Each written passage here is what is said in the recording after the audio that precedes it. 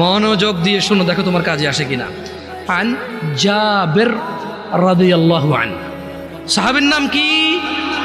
জোরে বলো, সাহাবীর নাম কি? জাবের। তো জাবের রাদিয়াল্লাহু আনহু বলছে যে সামি'তু নবী সাল্লাল্লাহু আলাইহি ওয়াসাল্লাম, জাবের রাদিয়াল্লাহু আনহু বলছে যে আমি আল্লাহ নবী সাল্লাল্লাহু আলাইহি ওয়াসাল্লামকে বলতে শুনেছি, ইন্না বাইনার রাজুলি ওয়া বাইনাশ শিরকি ওয়াল কুফরি তারকুস সালাহ। এই যে দেখছো, কথা কিন্তু চলে আসছে হাদিসে।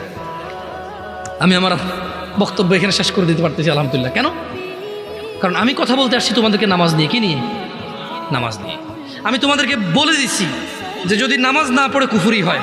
এবার আমি তোমাদেরকে জাবের রাদিয়াল্লাহু আনহুর হাদিস শোনাই দিছি যে আল্লাহর নবী বলছে, ইন্না বাইনার রাজুল, নিশ্চয় একজন ব্যক্তি, ওয়া বাইনাশ শিরকি ওয়াল কুফরি, শিরক এবং কুফরের মধ্যে পার্থক্য হচ্ছে তারকুস সালাহ, নামাজ ত্যাগ করা।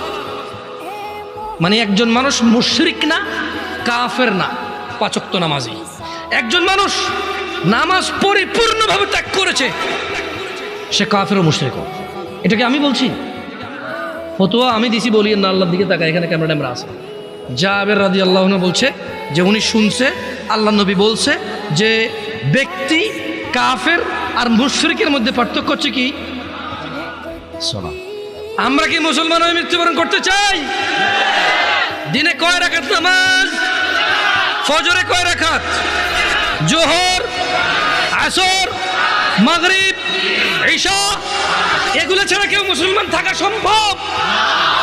আমরা মুসলমান কিনা? আকুলু কওলি হাযা ওয়াস্তাগফিরুল্লাহ লি ওয়া লিসাইরিল মুমিনিন ফাস্তাগফিরুহু ইন্নাহু হুয়াল গফুরুর রহিম। আমি আল্লাহর কাছে ক্ষমা চাই আমার নিজের জন্য এবং আপনাদের জন্য। আল্লাহ তাআলা আমার পিছনের যত নামাজ ত্যাগ করেছি তা ক্ষমা করে দিন, আমিন। আমার পিছনের সমস্ত গুনাহকে আল্লাহ নেকিতে পরিবর্তন করে দিন।